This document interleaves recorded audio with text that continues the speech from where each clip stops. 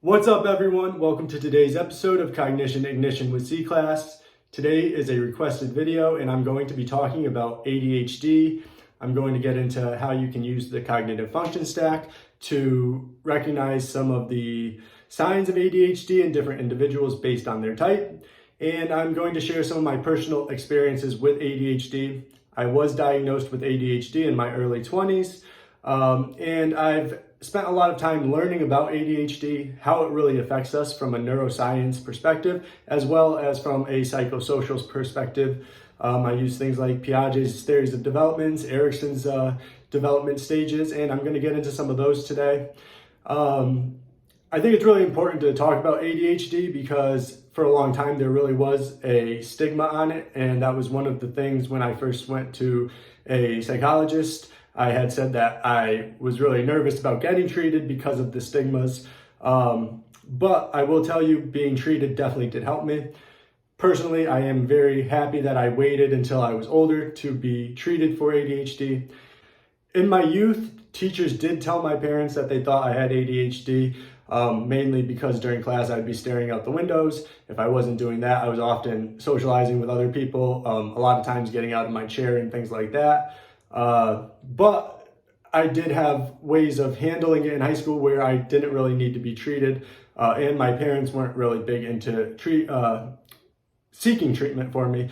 Something else to know, there was probably a good reason for this. I did grow up working in a mental health facility, which my parents did own, so we do understand the negative side effects of some of the treatments. But also timing really does matter. Then there's a lot of people who have different opinions of when somebody should be treated. Some people really do think early childhood is the most beneficial time. Some people do think that you should wait till later. There's a lot that you have to take into consideration. So I want to share just how it worked out for me, waiting until I was older to be treated and deciding it on my own. Working with a psychologist who agreed that I should be treated for ADHD at that point in my life. Like I said, it was my early 20s. So let's get into the neuroscience of ADHD. So the most simple way to understand the neuroscience of ADHD and what the neuroscience shows is that the default mode, which is your resting mode, is correlated with your task mode, which is the processes in your brain that are in charge of you actually doing anything. This includes walking, and talking, but also any projects that you're working towards, you're going to be using your task mode.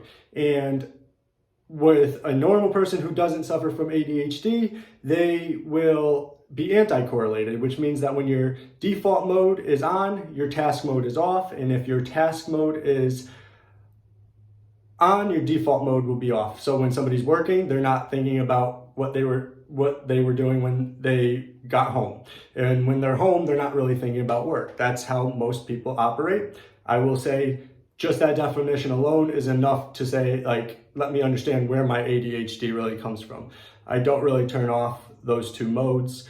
And when you get into some of the signs of what ADHD cause, some of the symptoms that people with ADHD show, you're going to understand why they're showing those symptoms by understanding that the two modes that are in charge of two different things aren't anti-correlated. They're working together simultaneously at the same time most of the time. So when you hear about people who have ADHD, there's usually a few different things. Some people are hyperactive and impulsive. And what you might see is somebody who starts a lot of tasks or just moves for no reason. And then you may see somebody who is more inattentive. And those types may say that they are hyper-focused. So I think a lot of hyper-focus goes right along with being inattentive. If you're hyper-focused on a certain thing, you're going to be inattentive to other things. So that's two different ways. Now, one thing I would consider is that I do know a lot of people who have ADHD, introverts and extroverts, and how their ADHD affects them personally is different compared to myself. And for extroverts, it's different than a lot of introverts. I would say a lot of the extroverts I know who have some type of ADHD suffer more from hyperactivity or impulsivity. For a lot of the introverts I know who suffer from ADHD, it's more of an inattentive, hyper-focused kind of effect that you're going to see from the ADHD. So we'll talk about the inattentive because I'm going to be going into the INTP. If you are an extrovert watching this and you want me to do one on the extroverts, I do know several extroverts who are treated for ADHD, so I can put something together. But we're going to go with the introverts and the inattentive and hyper-focused because I think that's where most introverts are going to suffer. I think hyper-focus isn't really always a strength. It can be in situational occurrences, but when you have hyper-focus on one thing, you often are inattentive to something else. And for me, it really was schoolwork. I did have to take 1 year off of wrestling because of my grades, because I would just ignore my grades just to wrestle or play football when I played football in the fall. And I was just more focused on that than school because, you know, that's how you fit in. And I was young and just trying to do that. But it worked for me as far as managing a lot of the other symptoms. Like I wasn't as impulsive. So I leaned towards inattentiveness.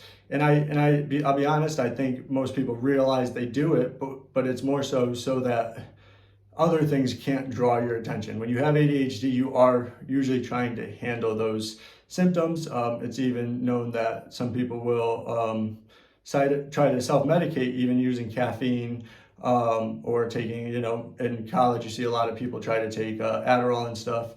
I don't think that's the best way. I think that people should really try to get diagnosed if they can and work with a professional for that. That's what I did.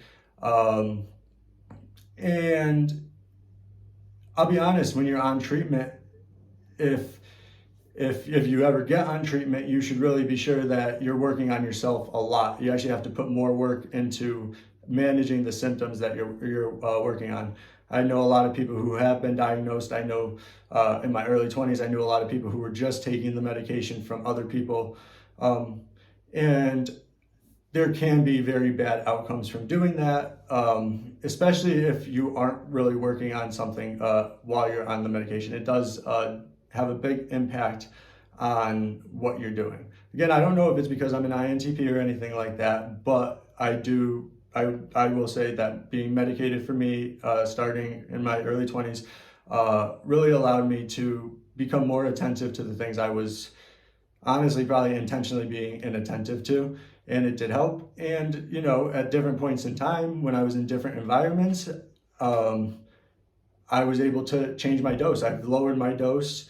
I've brought it back up to where it was, depending, and I've talked to my doctor about these things.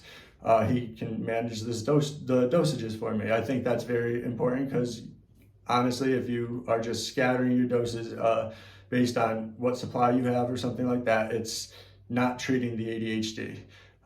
It's giving you peaks of highs and lows, and that's going to lead to worse symptoms eventually. But one thing I do want to talk about is people who get diagnosed early in life, and I'm no expert on this, but I do have a lot of friends who were diagnosed. They weren't self-diagnosed. It was a doctor diagnosed them because of symptoms they were showing. But what I noticed was a lot of kids in high school used to not take their medication or would sell it to other kids and things like that. So I think there is a benefit to being diagnosed and finding alternative treatments to your symptoms for as long as you can, to be honest. And like, it doesn't always have to be sports. Maybe like you can allow yourself to focus strongly on things that you really are interested in, but eventually to really move things along, there are going to be challenges with tasks that you aren't willing to. It's not even willingness, it's that you know you have to, honestly. That's the truth. It's like you have to focus so hard on one thing, otherwise you're not going to focus on anything. You will be so scattered. And even with these YouTube videos, I noticed that like I have to come and like give myself a week of making videos where I don't do anything else outside of it, because it's so hard to change between default mode and task mode, which is really what you have to kind of manage with ADHD. So what I really wanted to point out was that if somebody doesn't want to be treated, it's probably not the best thing that they actually get treated, just because they're not actively going to be working on whatever their symptoms are. And the chances are that they haven't even become aware of their symptoms. I would say that sometimes in some environments, you can be showing the symptoms of having ADHD and it's acceptable. Not in most environments, but definitely there are environments that the hyperactiveness, being impulsive or quick decision making, could be beneficial in the environment. So that's one thing I wanted to point out. And now that I've been on medication for a few years, I've also realized that you're still going to have ADHD if you're treated. The thing about the treatment is that you are going to be more willing to find the other alternative ways of managing the treatment. So for me, even I've done more recently, actually, this is something I actually really recently did, was I was hypnotized. And really it was a guided hypnosis with visualization and things like that. And having ADHD, it's usually hard to have a clear vision of what I was thinking. I'm not saying the hypnosis really fully helped that, but it gave me a long period of time to really center in on my thoughts and things like that. Because like I said, even though I'm treated, it helps me manage a lot of the day-to-day stuff, but it doesn't mean that the symptoms aren't there. So I'm looking for alternative ways to make sure my thoughts are managed, usually ahead of time. And it's a lot of what I give advice for INTPs, because it's things I've always worked on, and it's just things that the more you want to do, the more you have to get better at managing those things. And everybody's going to have their own way of doing it, and that's kind of the part of life anyway. A big part of life anyway is just everybody has their own way of doing things. Some people are going to suffer from different things in different ways than other people, and I think just letting people understand that they have the ability to make decisions is kind of important. So that's kind of just why I wanted to share it with you guys and let you guys know that if you feel that it would help you to be treated, then do it. If you feel that you could manage it in alternative ways, in more naturalistic ways, then I would definitely say try to find those, because if you're getting treated, you need to incorporate those anyway. You can't just expect to take a medication and expect it to work. That's one of the big things I've learned on being on it and seeing other people on it. So I'll just go over a couple of things that when you get medicated, you may feel more anxious at times because of the medication. It is known that people have committed suicide. I do know somebody, I'm not saying that the medication caused the suicide, but somebody who was on the medication, even subscribed and committed suicide. I do know somebody. I've seen people who abuse the medication, and these are general risks of it, and it's why I think I'm always telling people make sure you go get diagnosed if you want it. I think it's pretty important, and you do your best in everyday life to make sure you're handling those symptoms on your own, so that you're really creating a better life for yourself. Because if you're getting treated in any way, that's the truth. So I do want to let you guys know that I will be coming out with more videos explaining how you can understand what symptoms somebody may be more likely to show based on their type at different ages. Because I do think extroverts may be diagnosed with hyperactive ADHD earlier in life, where introverts may be self-diagnosed later in life. That is one big thing that I do believe, unless inattentiveness at an early age is causing major problems. But I think most kids who do that just can figure out a way to fit in for a while if they aren't diagnosed, hopefully at least. Anyways, I'll be sharing a full explanation of the chart that you guys see right here, and I hope to catch you on the next episode of Cognition Ignition with C-Class.